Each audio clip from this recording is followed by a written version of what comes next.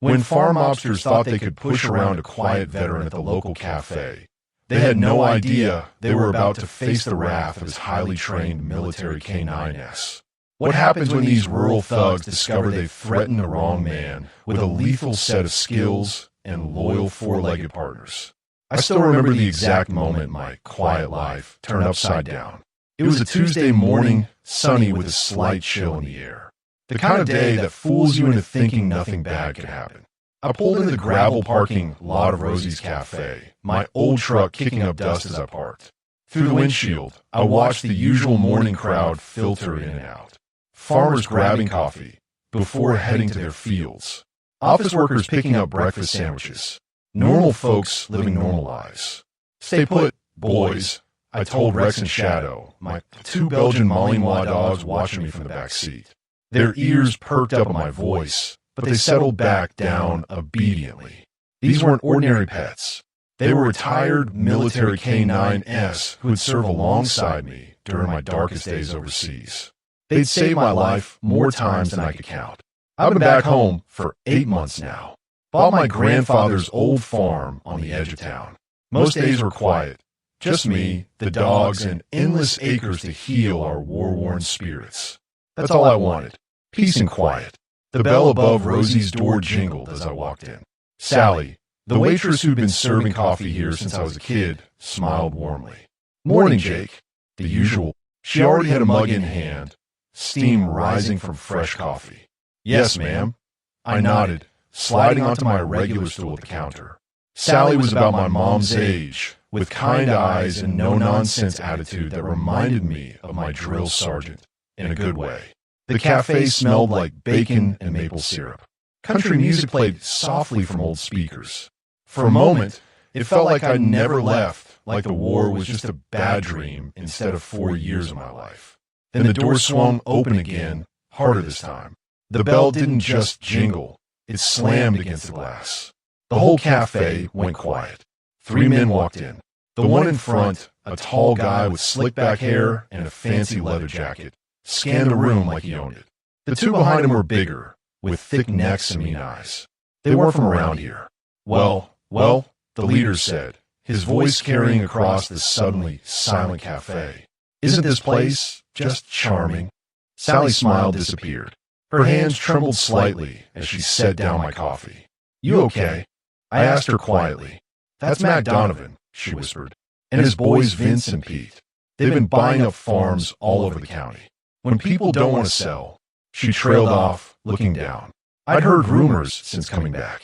Farmers pressured to sell their land for way less than it was worth. Strange fires breaking out when they refused. But I kept to myself, focusing on getting my own place in order, dealing with my own demons. Mac and his goons took a booth by the window. Sally reluctantly went to take their order, her shoulders tense. I sipped my coffee, watching from the corner of my eye. I wasn't looking for trouble. Not anymore. I'd seen enough fighting to last 10 lifetimes. What's good here, sweetheart? Mac asked Sally, his voice dripping with fake charm. Everything, she answered stiffly. The special today is... I wasn't asking about the food, Mac interrupted, grabbing her wrist. I was asking what else you might have to offer. Sally tried to pull away, but his grip tightened. Please let go, she said, her voice barely audible. No one moved. The other customers stared at their plates or out the windows. This wasn't the first time they'd seen this, I realized. They were scared. I thought about my dogs waiting in the truck. I thought about the promise I'd made to myself to stay out of conflicts, to live quietly. But some habits die hard. The lady asked you to let go, I said, my voice coming out low and steady. The cafe went even more silent, if that was possible. Mac turned slowly to look at me, surprised that anyone would dare speak up. Mind your own business, old man, he said, still gripping Sally's wrist. I wasn't old, just 32 with premature gray at my temple from stress. But I didn't correct him. Instead, I stood up, my movements deliberate. I wasn't a big guy, not like Mac's bodyguards, but I stood straight the way years in uniform had taught me. In this town, I said, treating people with respect is everyone's business. Mac's eyes narrowed as he took me in. The way I stood, the faded tattoo on my forearm, my unit's emblem. the scars visible on my neck. Something changed in his expression, just a flicker of uncertainty. He released Sally's wrist, pushing her away slightly. "And who might you be?" he asked, leaning back in his booth. "Just a farmer having breakfast," I replied. "You don't look like a farmer," said one of his goons. Vince, the bigger one with a buzz cut. "You look like military." "Used to be," I admitted. "Now I'm just trying to enjoy my coffee." Max studied me for another moment, then laughed. "Well, soldier boy, you should know when you're outnumbered." He gestured around at his men. 3 against 1 aren't good odds, even for a hero. I didn't tell him that I never went anywhere truly alone anymore. That my best allies were just outside in my truck, with hearing 6 times sharper than any humans and jaws strong enough to break bones. Instead, I placed some money on the counter for my coffee. "Sally," I said, not taking my eyes off Mac, "I'll come back for breakfast later." As I turned to leave, Mac called after me. "Hey, soldier boy, what's your name? And where's this farm of yours?" I paused at the door. Giving him my information probably wasn't smart, but something told me he'd find out anyway in a town this small. Jake Miller. I took over my grandfather's place on Route 16. Recognition dawned in his eyes. The old Miller farm? That place is practically falling apart. You should sell while you can still get something for it. My hand tightened on the door handle. My grandfather had worked that land until the day he died. He left it to me, knowing someday I'd come home. "It's not for sale," I said firmly. Mac's smile didn't reach his eyes. "Everything's for sale, soldier boy, for the right price or the right pressure." As I walked out into the morning sunshine, his words hung in the air like a threat. And I wondered, after trying so hard to leave violence behind, how long it would be before I'd have to face it again. 3 days passed before they came. I spent them getting ready. I knew they'd show up eventually. Men like Mac Donovan don't take well to being challenged, especially not in front of others. Their pride gets hurt, and they need to prove they're still top dog. The morning after our run-in at the cafe, I drove into town to talk to Sally. She was nervous about speaking with me at first, eyes darting to the door every time it opened. "They've been causing trouble for months," she finally admitted, voice low as she refilled my coffee cup. "Started with buying foreclosed properties. Then they began pressuring people who were struggling, offering cash, but way below market value. And when people say no," I asked, already guessing the answer. "Accidents happen." She wiped the counter with shaking hands. "The Johnson's barn caught fire. Old man Peterson's tractor brakes failed. Could be coincidences, but you don't believe in that many coincidences," I finished for her. She shook her head. "Sheriff won't do anything. Says there's no proof. Or he's being paid to look the other way," I suggested. Sally just pressed her lips together tightly. That was answer enough. Back at the farm, I got to work. First, I walked the perimeter with Rex and Shadow, letting them get familiar with every inch of the property. They were smart dogs, understanding boundaries and threats better than most humans. I checked my security system, nothing fancy, just motion-activated lights and a few trail cameras I'd set up to watch for coyotes. Now they'd serve a different purpose. In the late afternoon, I drove into the nearby city, where nobody knew me. At a hardware store, I bought extra locks, boards for windows, and other supplies. At a specialty shop, I found what I really needed: military-grade tactical gear for my dogs. Protective vests, special collars, and lead lines that wouldn't snap under pressure. The sales clerk raised his eyebrows. "You expecting trouble?" "Hope not," I answered honestly. "But I like to be prepared." That night, I couldn't sleep. The dogs sensed my unease, staying close instead of settling on their beds. Rex, the older of the two, rested his head on my knee as I sat cleaning my grandfather's old shotgun. Legally owned, never fired except at clay pigeons and the occasional snake. "Not looking for a fight, boys," I told them, scratching behind Rex's ears. "But we're not going to be bullied either." Shadow, the younger dog, whined softly in response. The next day crawled by. I fixed a broken fence, checked on my small vegetable garden, and waited. By evening, I was starting to think maybe I'd overreacted. Maybe Mac was all talk. Then I heard it. Engines rumbling down my long dirt driveway. Not just one vehicle, but several. I whistled softly to Rex and Shadow, who appeared instantly at my side, alert and ready. "Easy," I commanded, moving to the window. 3 pickup trucks approached, kicking up dust clouds in the setting sun. They parked in a half circle in front of my house, headlights still on, momentarily blinding me. Car door slammed. I counted 5 men getting out. Mac was in front, flanked by his usual goons. 2 new guys hung back by the trucks. I stepped onto my porch, shotgun visible but pointed down. Not threatening, just present. Rex and Shadow stayed inside as instructed. My secret advantage if things went bad.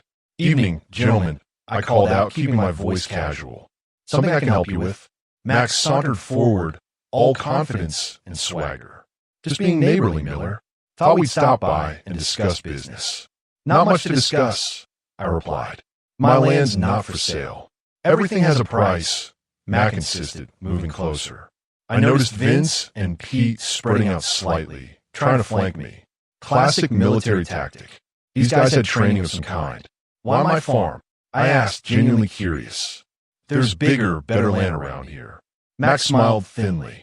"Location, Miller. Your property has the best access to the river. Perfect for our development plans." "Development?" I raised an eyebrow. "This is agricultural land." "Zoning can change," he said dismissively, "with the right connections." I understood then. They weren't just buying land for farming. They had bigger plans, maybe a resort or housing development, and needed water rights. My grandfather's farm controlled nearly a mile of river frontage. "Not interested," I said firmly.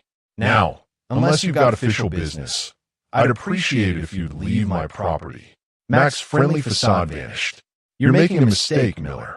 I've been patient because you're a veteran and all. People around here respect that. Even me." "Appreciate the sentiment," I said dryly. He stepped closer, just beyond arm's reach. "Last chance. I'm offering 30% above what this dump is worth. Cash. You can start fresh somewhere else." "This dump is my home," I told him. "It's not for sale. Not to you. Not to anyone." Max sighed dramatically. I tried being nice. He nodded to his men, who moved forward. "Things get dangerous out here in the country.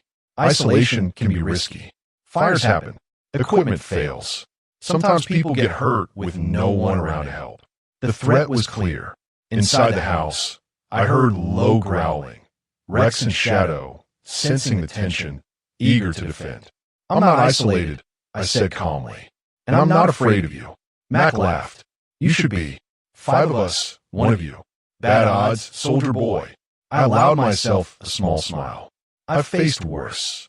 "We'll see." Mac turned to leave, then paused. "1 week, Miller. Think about my offer. After that, I can't guarantee your safety or the safety of your property." They climbed back into their trucks. As headlights swept across the porch, I caught a flash of metal from the passenger window of the last vehicle. A gun. Once they disappeared down the driveway, I went inside and called Sally. "They came," I told her when she answered. "Oh God," she whispered. "What are you going to do?" I looked at Rex and Shadow, now calm but vigilant, their eyes reflecting trust and readiness. These dogs had faced bombs and bullets with me. They'd tracked enemy combatants through mountains and deserts. Next to them, Mac Donovan was just another bully. "I'm going to do what I was trained to do," I said quietly. "Protect what matters." What I didn't tell Sally was that tomorrow, I planned to bring the fight to them. Mac thought he had me cornered, but he'd forgotten something important about veterans like me. We don't wait for the ambush. We set the terms of engagement. The first light of dawn hadn't even broken when I loaded Rex and Shadow into my truck. They sensed something was different today. Their bodies were tense, eyes alert, watching my every move for commands. These weren't just pets excited for a car ride. They were soldiers preparing for a mission. "We're just gathering information," I told them, more to remind myself than anything. After my visitors yesterday, I knew I needed to understand exactly what I was up against. Main Street was empty as I drove through town, most shops still dark. Only Rosie's Café showed signs of life, lights glowing warm against the blue-gray morning. I parked across the street, in the shadow of the old hardware store. "Stay," I commanded the dogs, cracking the windows just enough for fresh air. Then I settled in to watch. At exactly 6:30 a.m., a black SUV with tinted windows pulled up outside the cafe. Mac Donovan stepped out, alone this time. He straightened his expensive jacket and went inside. 15 minutes later, another car arrived. The sheriff. My jaw tightened as I watched him enter the cafe, glancing nervously over his shoulder first. Looks like Sally was right about the sheriff, I muttered. Rex whined softly from the back seat, picking up on my tension. I slid lower in my seat as more vehicles arrived over the next hour. A sleek sedan with a suit-wearing man clutching a briefcase. A truck with county government markings. By 8 a.m., 6 men had joined what was clearly a private meeting at Rosie's, which should have been busy with breakfast customers but remained suspiciously empty. My phone buzzed. A text from Sally. They booked the whole place. Told me to take the morning off, but I'm watching from the back. Be careful. I texted back. Any idea what they're discussing? 3 dots appeared, then overheard something about water rights and zoning changes. Big money involved. That confirmed my suspicions. This wasn't just about my land. Mac was orchestrating something much bigger, and he'd pulled in local officials to help. I started the truck and drove slowly past the cafe. Through the windows, I could see them gathered around pushed-together tables, papers spread out. The man in the suit was pointing at what looked like a map. Time for phase 2, I told Rex and Shadow as we headed out of town. They sat up straighter, as if understanding. 20 minutes later, I parked on a back road near the edge of Mac's property. According to county records I checked online, he'd purchased this 500-acre former dairy farm just 6 months ago. Rumors said he paid cash. I grabbed my binoculars from under the seat. You two ready for a walk? Rex and Shadow leaped out when I opened the door, but stayed right beside me, disciplined and quiet. I attached their special tactical leashes, matte black, no reflective strips, to catch the light. Forward, I whispered, and we moved into the woods that bordered Mac's land.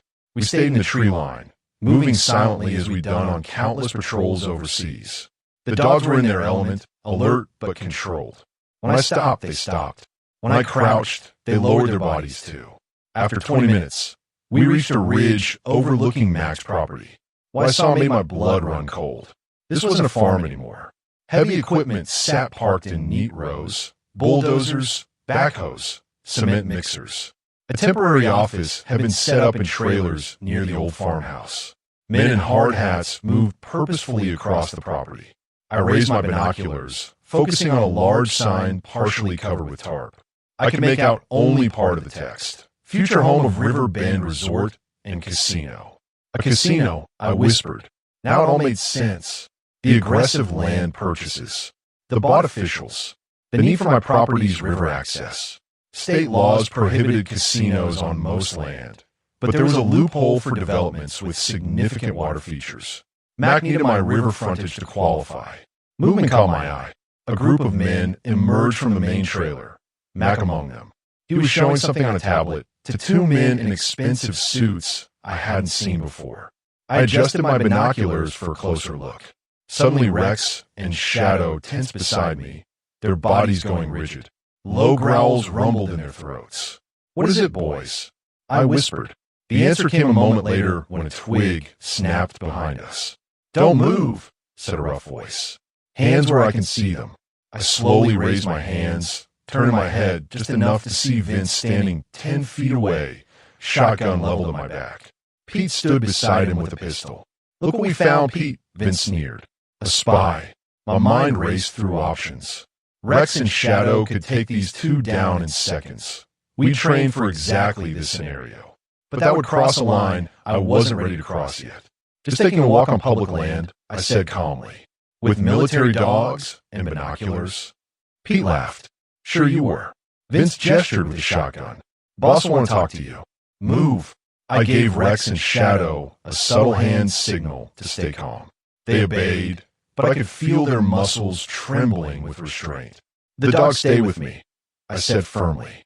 "Fine," Vince shrugged. "They can watch what happens to people who stick their noses where they don't belong." As they marched me down the hill toward the construction site, I caught sight of Mac watching our approach, a cruel smile spreading across his face. I'd come seeking information, but instead walked straight into a trap. And the worst part was, I'd brought Rex and Shadow into danger with me.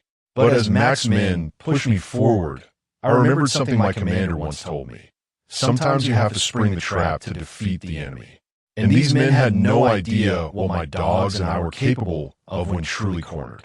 Well, Max said, arms crossed as Vince and Pete marched me into the construction trailer.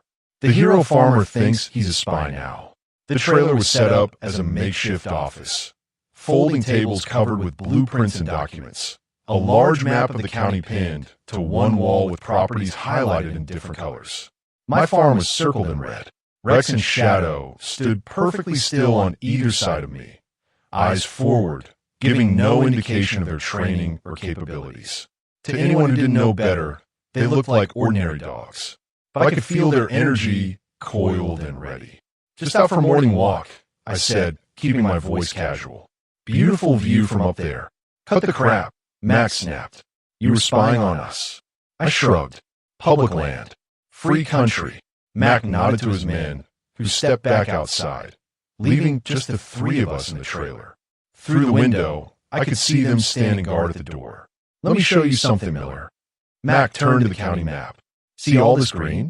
That's what I already own. The blue is what's under contract. And the red, he tapped my property, is the last piece I need. For your casino, I said. His eyebrows rose slightly. You've done your homework. Wasn't hard to figure out. Mac walked to a mini fridge, pulled out 2 water bottles, and tossed one to me. I caught it, but didn't open it. You're smarter than I gave you credit for, he said, unscrewing his bottle. Military intelligence. Just a grunt with good eyes, I replied. He chuckled. Well, your eyes have seen too much now. So let's talk business. My offer just doubled. Twice what your grandfather's dump is worth. Still not interested. Mac's friendly facade cracked slightly. Don't be stupid. This is happening with or without you. The zoning board votes next week. The county commissioners are on board. The water rights will be redirected. Sounds illegal, I observed. Sounds like progress, he countered. This will bring jobs, tourism, tax revenue. The whole county wins. Except the farmers you forced out, I said. And the people who want to keep living in a quiet community instead of a tourist trap. Max slammed his water bottle down, his patience clearly thinning. I'm trying to be reasonable here. You're one man standing in the way of a $100 million development. Do you really think that ends well for you? At the sharp tone, Rex and Shadow shifted almost imperceptibly. Only I noticed their subtle change in stance. Weight forward, muscles tensing. They were reading the threat in Mac's voice, preparing to protect me. Seems like you've got it all figured out, I said, keeping my tone even to settle the dogs. So why do you need my land so badly? There's plenty of river access on other properties you bought. Mac hesitated just long enough to confirm my suspicion. He was hiding something. Your section has the deepest water, he finally said. We need it for the marina. But his eyes flicked toward the map again to a specific spot on my property. I followed his gaze, noting it was far from the river. What's really on my land that you want, Mac? I pressed. He smiled tightly. You think you're so clever. Fine, let's take a ride. I'll show you exactly why I need your worthless farm. Outside, Mac instructed Pete to drive us in the black SUV. Vince followed in a separate truck. The dogs stay here, Mac ordered. Then I stay too, I said firmly. We locked eyes for a long moment before he relented with a curse. Fine, but if they make one wrong move. They won't, I assured him, giving Rex and Shadow a hand signal to follow calmly.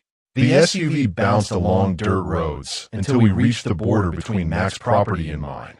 He ordered Pete to stop, then turned to me. Get out. Leave the dogs in the car. This time, I knew I had to comply. I gave Rex and Shadow the command to stay, promising them with my eyes I'd be back. Mac led me to a spot where a small stream cut through both our properties. It looked ordinary, just flowing water, rocks, and mud. See that? He pointed to where the water bubbled up from underground on my side of the property line. A spring, I said, still not understanding. Not just any spring. He knelt, scooping up some of the water in his hand. This is mineral water, the same kind they bottle and sell for $5 a pop in fancy stores. We had it tested. It's perfect, pure, naturally filtered, full of the right minerals. Suddenly it clicked. You're not just building a casino. You're building a spa resort with exclusive bottled water. Mac nodded, looking almost impressed. The casino is just phase one. The real money is in wellness tourism. Rich people paying thousands a week to soak in baths filled with this water, drink it, have it piped directly to their luxury suites. And the source of this miracle water is on my land, I concluded. Now you get it. Max stood, brushing dirt from his expensive pants. So name your price. Everyone has one.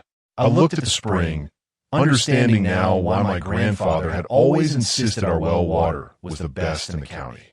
All these years, we've been sitting on liquid gold without knowing it. It's still not for sale, I said firmly. Mac's face hardened. Wrong answer. He gestured toward Pete, who reached into his jacket. I tensed, preparing for a weapon, but instead Pete pulled out a small glass vial. Mac took it and held it up. Know what this is? He asked. When I didn't answer, he continued. Industrial waste. Chemicals. One drop in your precious spring, and it's contaminated for generations.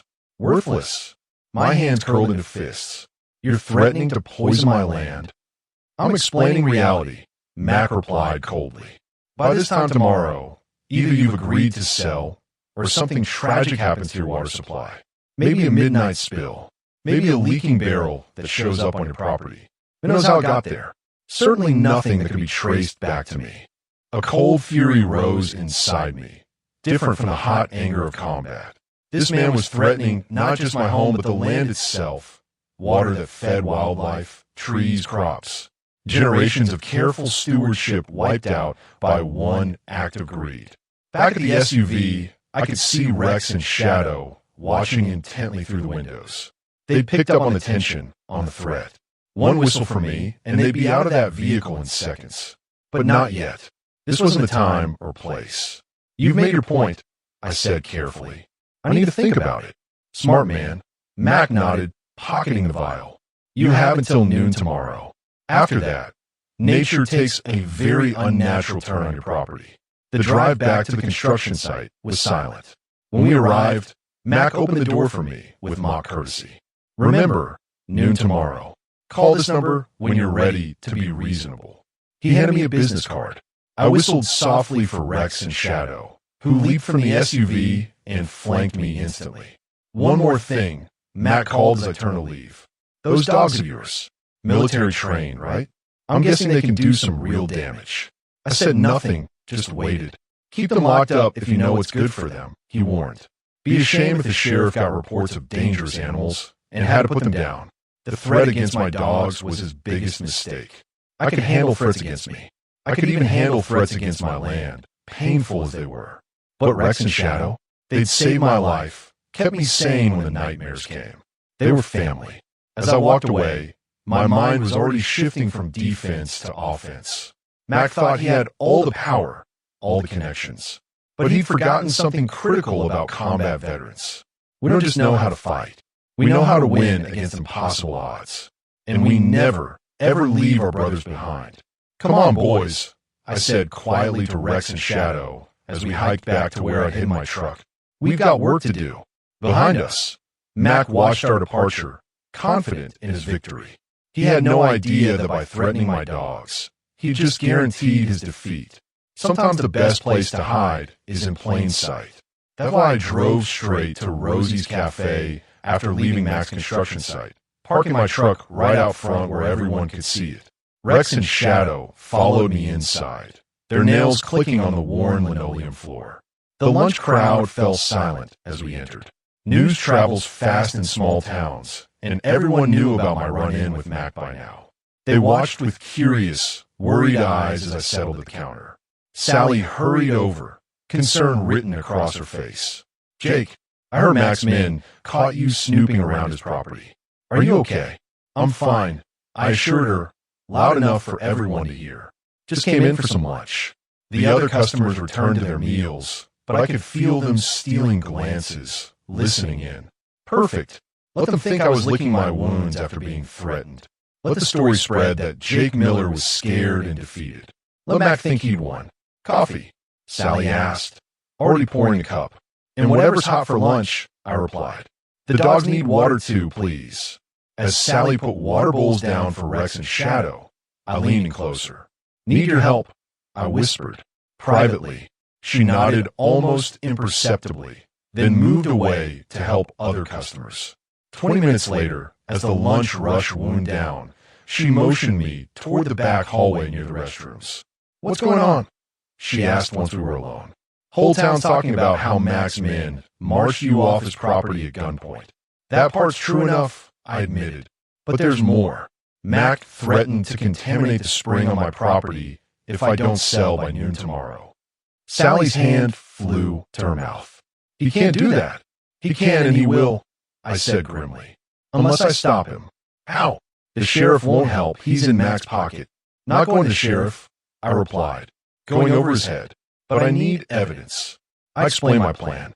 It was risky, maybe even crazy, but it was our only shot. "I need to know who else Mac's threatening," I told her. "Anyone who's sold land to him recently. I need to know if they saw or heard anything that could help us." Sally thought for a moment. "The Wilsons sold 6 months ago, moved to Florida.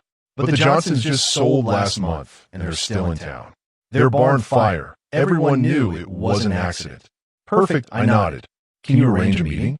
"Tonight?" "I'll try," she promised. "But Jake." She glanced toward Rex and Shadow, who waited patiently by the hallway entrance. "Be careful. Mac's dangerous."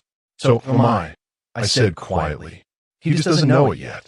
Back at my farm, I walked the property line, checking for signs of intruders. Rex and Shadow ranged ahead, their keen senses alert for anything unusual. The spring Mac had shown me bubbled peacefully, unaware of the threat hanging over it. My grandfather had loved this land, had worked it every day until his heart gave out right there in the North Field. He'd left it to me knowing I'd treat it with the same respect he had. "Not gonna let you down, Grandpa," I murmured, kneeling to touch the clear, cool water. When my phone rang, I answered immediately. "It's Sally." The Johnsons agreed to meet. 8 o'clock at their place. "I'll be there." The Johnson farm was smaller than mine, tucked away down a winding side road. The scorched remnants of their barn stood like a black skeleton against the evening sky. Carl Johnson, a weathered man in his 60s, met me at the door with suspicious eyes. "Come in," he said curtly, eyeing Rex and Shadow with unease. "They'll stay on the porch," I assured him, commanding the dogs to sit. They obeyed instantly, taking up guard positions.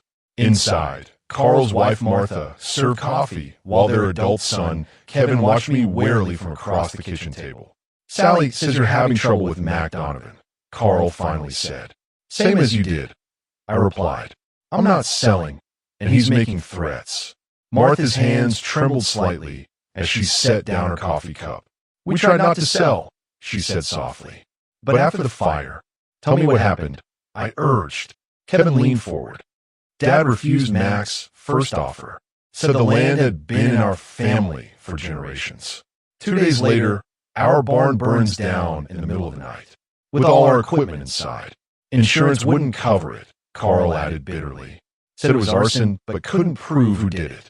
We couldn't afford to replace everything. Then Mac showed up the next day," Martha continued, all sympathy and concern. "Offered to buy the farm again, at half his original offer. Said it was all he could do given the unfortunate decrease in property value." My jaw tightened. "Did you see who started the fire?" The family exchanged glances. "I did," Kevin admitted. "I was up late, couldn't sleep. Saw headlights coming up our drive around 2 a.m. Thought it was just teenagers looking for a place to park. But then I saw 2 men get out. They went straight to the barn. Could you identify them?" I asked. Kevin nodded slowly. "One was Vince, Mac's right-hand man. Never seen the other guy before." "Did you tell the sheriff?" Carl snorted. "Sheriff Dawson? He barely even investigated. Said there wasn't enough evidence." I pulled out my phone and set it on the table. "Would you be willing to tell your story again? On record this time?" They hesitated. "Mac threatened to poison my spring if I don't sell," I explained. "We need to stop him before he destroys more lives and land. But I can't do it alone." Kevin looked at his parents, then back at me. "What exactly are you planning?" "Something that might get us all in trouble," I admitted. "But I've faced worse odds." For the next hour, we talked strategy. By the time I left, the Johnsons had not only agreed to help, they'd offered to reach out to other farmers who'd been forced to sell. Back in my truck, Rex and Shadow sensed my renewed determination. No longer were we just defending my farm. We were fighting for the whole community. As I drove home through the darkness, I spotted headlights in my rearview mirror. A vehicle had turned onto the road behind me, keeping its distance but definitely following. "Looks like we've got company, boys," I murmured to the dogs. Instead of turning toward my farm, I took a different route, winding through back roads I knew well. The headlights remained behind me, sometimes falling back but never disappearing. Finally, I pulled over in a secluded spot and killed my lights. Rex and Shadow went on alert as the following vehicle slowly approached, then stopped about 50 yards back. "Stay," I commanded the dogs, then stepped out of my truck. "Whoever you are," I called into the darkness, "might as well come out and talk face to face." The other vehicle's door opened. A figure emerged, hands raised to show they weren't armed. As they stepped into the moonlight, I recognized the county assessor, Alan Parker, one of the men I'd seen meeting with Mac at Rosie's Café that morning. "Mr. Miller," he called nervously, "I need to talk to you. Privately." "About what?" I asked, maintaining my distance. Parker glanced around anxiously. "About what Mac Donovan is really planning, and why you need to be extremely careful." "I'm listening." He moved closer, lowering his voice. "It's not just a casino and spa. There's something else in that water of yours. Something worth millions." Before he could explain further, headlights appeared on the road behind us. Parker's face went white with fear. "They followed me," he gasped. "You need to run. Now." As the vehicle bore down on us, I made a split-second decision. "Get in my truck," I yelled to Parker. He sprinted toward me as I whistled for Rex and Shadow to make room. The approaching vehicle accelerated, and I caught a glimpse of Vince behind the wheel, his face twisted with rage. I gunned the engine just as Parker leaped in my passenger seat. Tires squealed as we fishtailed onto the road, Vince's truck close behind. "What's my water?" I demanded as we sped through the night. The dogs braced in the back seat. Parker clutched the dashboard as I took a sharp turn. "Lithium," he gasped. "Highest concentration in the state. Maybe the country. Worth a fortune in the battery market." The puzzle pieces fell into place. This wasn't about a casino or spa. Those were just covers for a massive mining operation. And Mac needed my land because the main deposit was directly beneath my spring. In the rearview mirror, Vince's truck was gaining. I knew these roads better than anyone, but his vehicle was faster, newer. I couldn't outrun him forever. As we approached a narrow bridge, I made a decision. "Hold on," I warned Parker. Then I swerved hard, crashing through a wooden fence and down a steep embankment toward the creek below. Water sprayed around us as my truck splashed into the shallow creek. The impact knocked the wind from my lungs, but years of military training kept my hands steady on the wheel. Behind us, Vince's headlights swept the embankment as he skidded to a stop, unable to follow our off-road escape. "Are you crazy?" Parker gasped, white-knuckled and shaking. "Probably," I agreed, carefully navigating the creek bed. Rex and Shadow had maintained perfect composure in the back, trained to stay calm under pressure. "But they can't follow us through here, and this leads right back to my property." Parker looked back nervously. "They'll be waiting for us on the road." "Not going back to the road," I said, guiding the truck deeper into the water. "There's an old logging trail that runs along this creek straight to my back 40. Nobody uses it anymore except me." 10 minutes of slow, careful driving brought us to my land. I killed the headlights and navigated by moonlight until we reached my barn. Once inside, I shut the big doors and only then turned on a small work light. Parker slumped in his seat, the adrenaline crash hitting him hard. "I shouldn't have come to you," he muttered. "If Mac finds out." "Why did you?" I asked, letting Rex and Shadow out of the truck. They shook off, then immediately began patrolling the barn perimeter, still on duty. Parker ran a trembling hand through his thinning hair. "Because what he's doing is wrong. I'm the county assessor. I'm supposed to work for the people, not help some outsiders steal their land. Yet you were at his meeting this morning," I pointed out. He looked ashamed. "He paid me to undervalue the properties he wanted. Said it was just business." Parker pulled out a flash drive from his pocket. "But then I saw these plans. The environmental impact reports they're hiding. The chemicals they'll use to extract the lithium will poison the groundwater for miles. I took the flash drive, turning it over in my hand. Why now? Why come clean? My grandkids swim in that river every summer, he said simply. Some lines you just can't cross. I studied him for a moment, then nodded. This wasn't just evidence. It was ammunition. You need to hide, I told him. Mac's men will be looking for you. And me. Where? Parker asked, panic edging back into his voice. I pulled out my phone and called Sally. She answered on the first ring. Jake, what's happening? Need another favor, I said. Got someone who needs a safe place to stay. Someone with evidence against Mac. Sally didn't hesitate. My sister's place in the next county. No one would think to look there. Perfect. We'll be there in an hour. After hanging up, I grabbed my go bag from a storage locker, old habits from deployment that had finally found use. Inside were emergency supplies, cash, and my grandfather's old service pistol, legally owned and registered. You're really prepared, Parker observed. Military training, I explained, loading the bag into the truck. Planned for every contingency. We took back roads to Sally's sister's house, watching for followers. The modest farmhouse was dark except for a single porch light. Sally met us at the door, ushering Parker inside. My sister's away visiting her daughter, she explained. He'll be safe here. I handed her the flash drive. This needs to get to the State Environmental Protection Agency and the FBI. Can you make it happen? She tucked it into her pocket. My cousin works for the state EPA office in the Capitol. I'll drive there myself tomorrow. What about you? Parker asked me. They'll be coming for you too. Let them come, I said quietly. Then, seeing Sally's alarmed expression, I added, don't worry. I won't be alone. Back at my farm, I found everything quiet. Too quiet. They were watching, waiting. I could feel it. Inside the house, I checked my security cameras. Nothing yet. But they'd come. Probably tonight. Rex and Shadow followed me room to room as I prepared. During our training overseas, we'd secured buildings, cleared rooms, protected perimeters. Now we'd use those same skills to defend our home. I placed my grandfather's shotgun near the front door, loaded but safety on, just in case. Not that I planned to use it. Despite what Mac might think, I wasn't looking to hurt anyone. But sometimes the mere presence of a weapon can prevent violence. As midnight approached, my phone buzzed with a text from an unknown number. Deal still stands until noon. Last chance. I didn't reply. Instead, I settled into my grandfather's old rocking chair by the front window, dogs at my feet, and waited. The attack came at 2:17 a.m. My motion sensors pinged as 3 vehicles approached down my long driveway. Lights off. On a security camera feed, I watched dark figures spread out across my property. Rex and Shadow stood alert, sensing my tension, waiting for commands. I scratched behind Rex's ears. Remember our training, boys. Non-lethal takedowns only. The first window shattered in my kitchen, a diversion. The real entry team would be coming through the back door. Classic tactics, but amateur execution.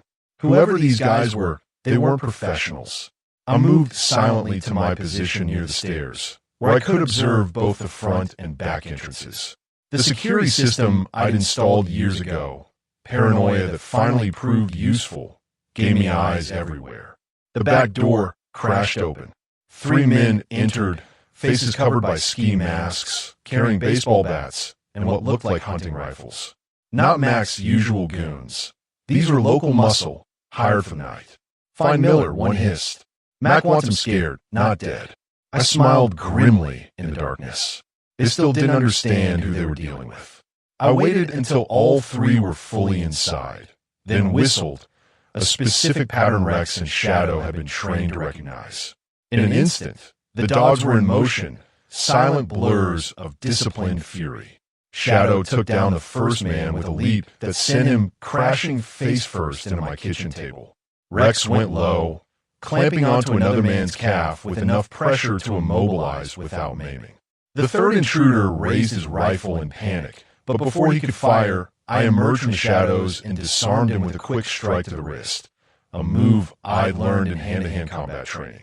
The rifle clattered to the floor as the man stumbled back in shock. "What the hell?" he gasped, staring at my dogs, who now had his companions effectively pinned. "These ain't normal dogs." "No," I agreed calmly. "They're not. And I'm not a normal farmer."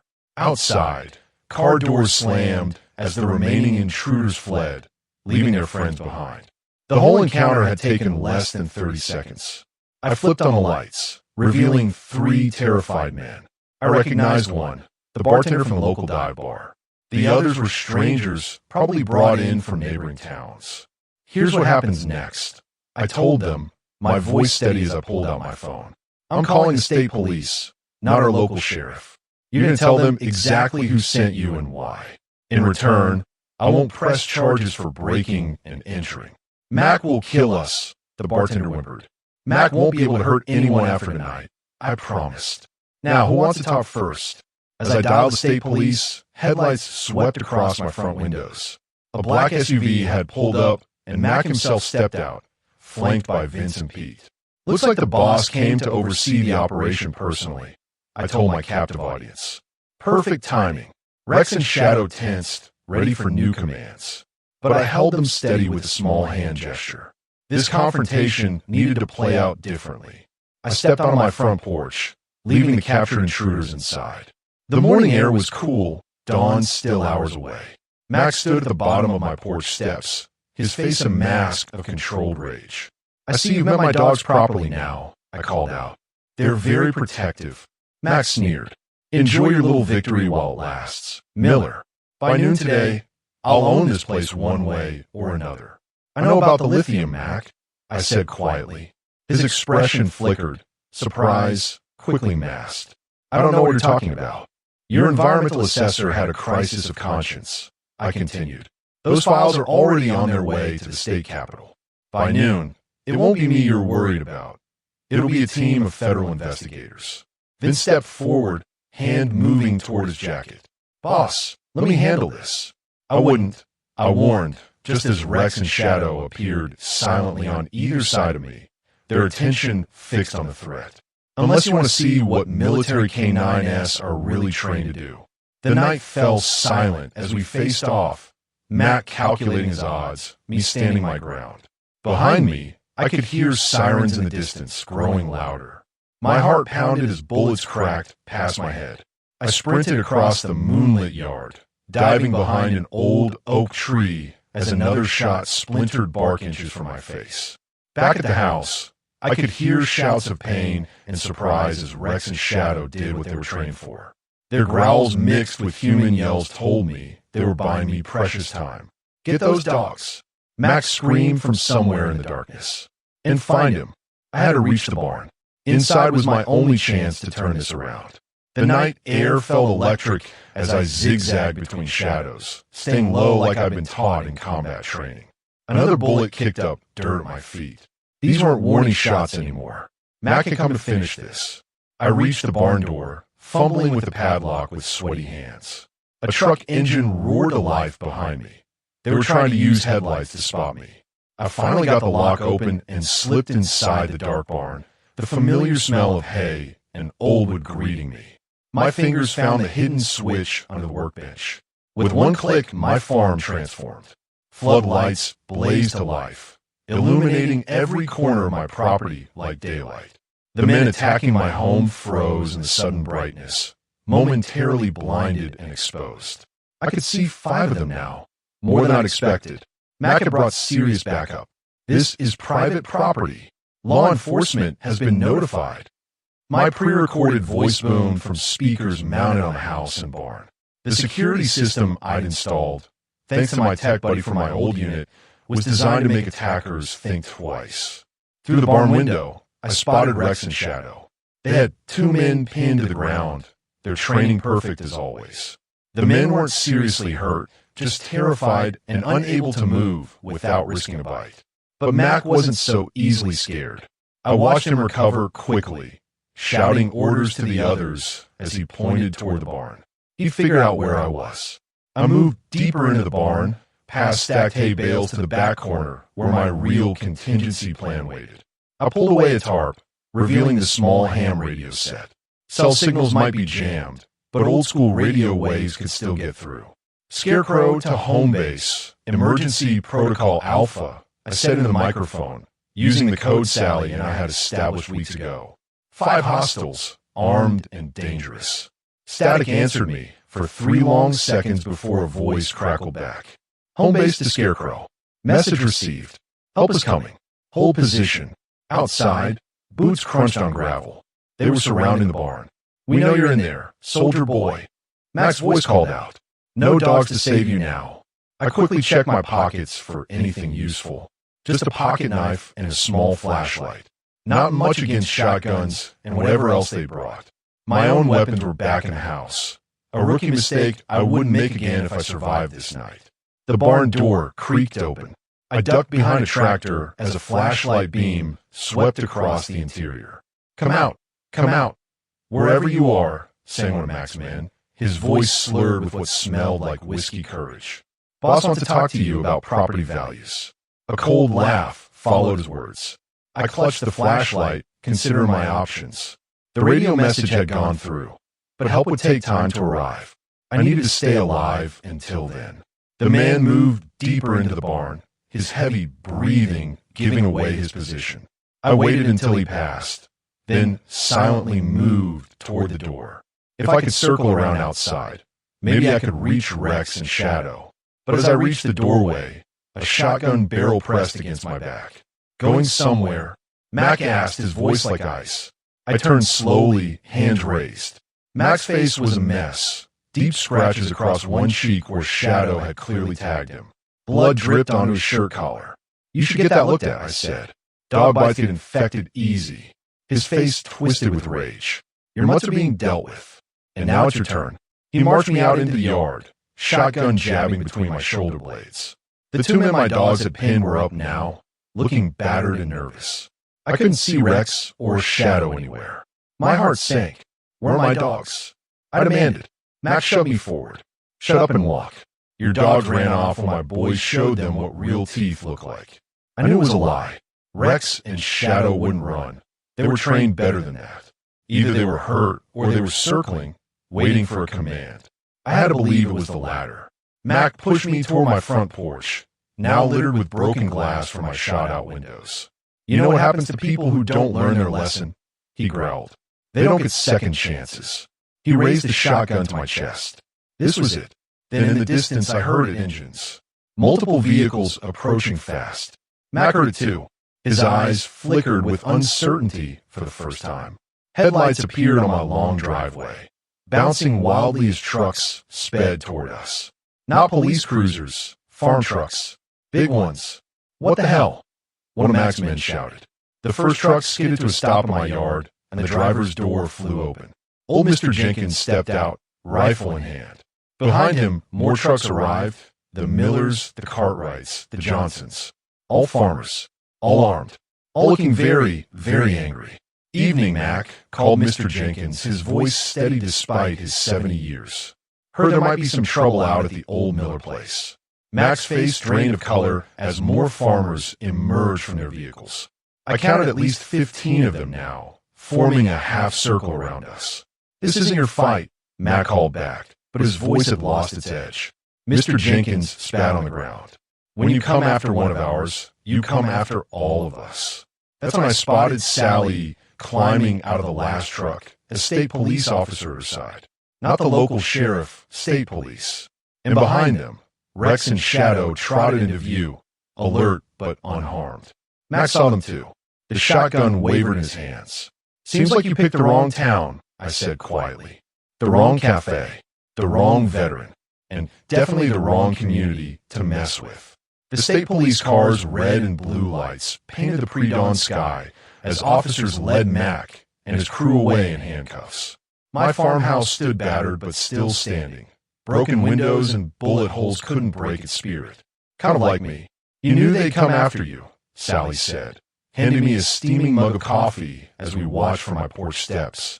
She made it in my kitchen while medics checked the superficial wounds Rex and Shadow had given Mac's men. It wasn't a question, but I nodded anyway. Some battles find you whether you're looking for them or not. Rex pressed against my leg, his warm body a comfort I'd relied on through too many dark nights overseas. I scratched behind his ears, exactly where he liked it. Shadow patrolled the yard, still on alert even though the danger had passed. Old habits. The first rays of sunlight touched the fields beyond my property. Fields that would stay in the hands of the families who'd worked them for generations. How long have you been working with the state police? I asked Sally. She sipped her own coffee before answering. 6 months. After Mac burned down the Wilson place and scared them into selling. Everyone knew he did it, but nobody could prove it. Her eyes, tired but determined, met mine. Until you showed up and gave him something to react to. So how was bait? I couldn't help smiling. More like the catalyst we needed. I've been gathering evidence for months. Falsified deeds, threats, money trails. But we needed him to make a move obvious enough that even his friends in the sheriff's office couldn't ignore it. I looked around at the neighbors who had come to my aid. Old Mr. Jenkins was talking with a state police officer, pointing to the bullet holes in my walls. The Miller siblings, whose family had owned my place before me, were picking up broken glass from my yard. Young Tim Cartwright was patching my broken window with plywood. I've been in firefights in 3 countries, I said quietly. But I've never had anyone show up like this. Sally touched my arm gently. That's what community is. Something worth fighting for. A state police lieutenant approached us, notebook in hand. Her badge read Lieutenant Santos. Mr. Hayes, she said, we'll need your official statement. But I wanted you to know, we found quite the operation at Donovan's warehouse. Land deeds, forged documents, even plans for a development that would have pushed out every small farmer in the county. And replaced them with what? I asked. Resort homes, golf courses. The whole county was about to be sold out from under you all. Mr. Jenkins joined us, leaning on his walking stick. His weathered face showed every year of his 70 summers working this land. My grandfather fought in World War I to come home to this land, he said. My father in World War II. My son gave his life in Afghanistan. His voice broke slightly. Would have been about your age now. I knew what it cost him to say those words.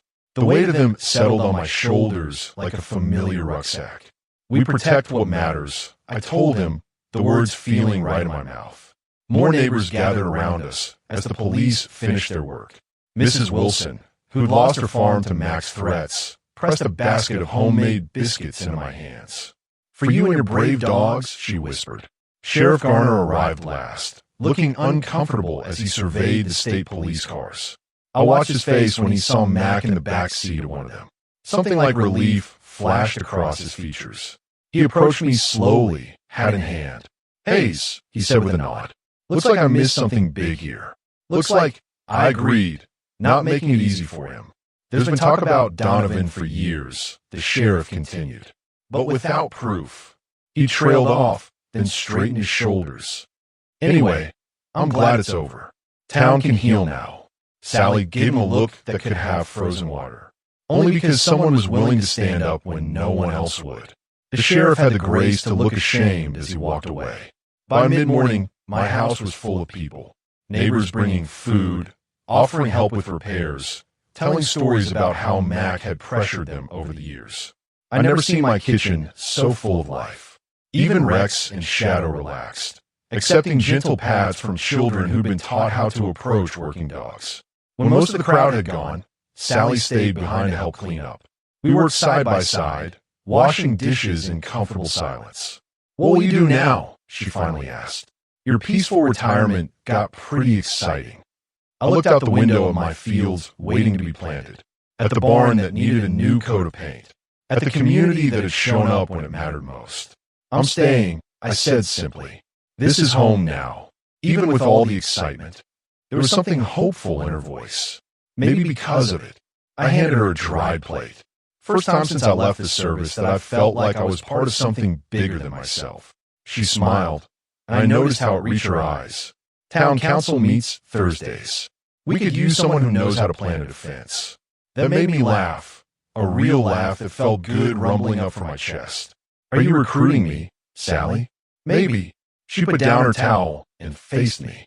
Or maybe I'm just glad you're staying. Outside, Rex and Shadow napped in the sunshine on my porch. The bullet holes in my walls would need patching. My windows would need replacing. But for the first time in years, I felt something that had been missing since my last tour ended. Purpose. I'd come looking for a quiet place to heal old wounds. Instead, I'd found a community worth fighting for and maybe, just maybe, a future worth building. Thursday works for me, I told Sally. But first, I've got a farm to fix. As if understanding my words, Rex lifted his head and gave a soft woof of agreement. Shadow's tail thumped against the porch boards. The war was finally over, and this time I had truly found my way home.